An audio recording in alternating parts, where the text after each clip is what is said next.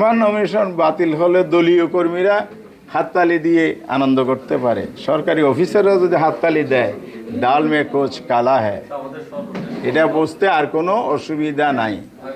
এখানে তো ওনারা দলীয় কর্মীর ভূমিকা রাখলে তাহলে আলটিমেটলি নির্বাচন কি হবে এটা তো পরিষ্কার। ফেসিদা আমলে একটা মামলায় অন্যায় বেআইনিভাবে আজকে আমার নমিনেশন উপর ওনারা অ্যাকসেপ্ট করেন নাই। এটা কত বড় যে অপরাধ এবং অন্যায় হয়েছে এটা আগামীতে প্রমাণিত হবে ইনশাআল্লাহ।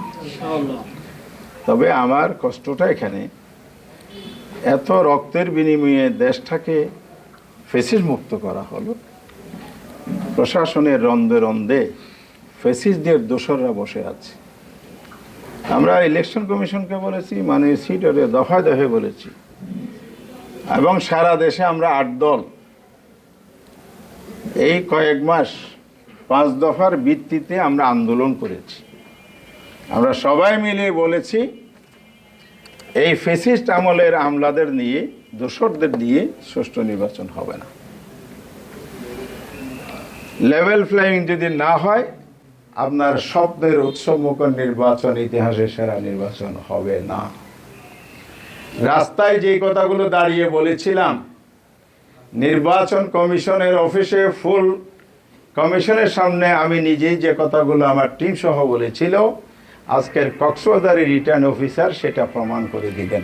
যদি আইনানুগভাবে হয়ে থাকে আমি মেনে নেব, অন্যায় ইনজাস্টিস হয়েছে কিনা এটা অবশ্যই পুনর্বিবেচনা আপনারা করবেন। অন্যথায় নির্বাচন সুষ্ঠু যে হবে না, আমরা যে আশঙ্কা করেছিলাম এটা প্রমাণিত হবে। আমরা এটাকে তখন সেইভাবেই বিবেচনায় এনে পরবর্তী পদক্ষেপে যাব। এ ব্যাপারে যেন সরকার পরিস্থিতি স্বাভাবিক রাখার জন্য যে ধরনের আইনানুগ পদ্ধতি অনুসরণ করে কাজ করা উচিত এবং লেভেল প্লেইং নিশ্চিত করা উচিত, প্রশাসন নিরপেক্ষ এনশিওর করা উচিত।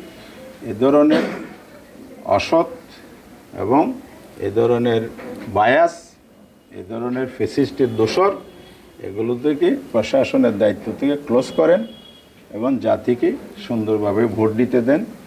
অনেক দিন পরে ভোটাধিকার পেয়েছে, তারা যাতে যার ভোট পছন্দের প্রার্থীকে দিতে পারে, ভোটাধিকার নিশ্চিত করতে পারে, এবারে মাননীয় সরকার, মাননীয় নির্বাচন কমিশন অবশ্যই ব্যবস্থা নেবে।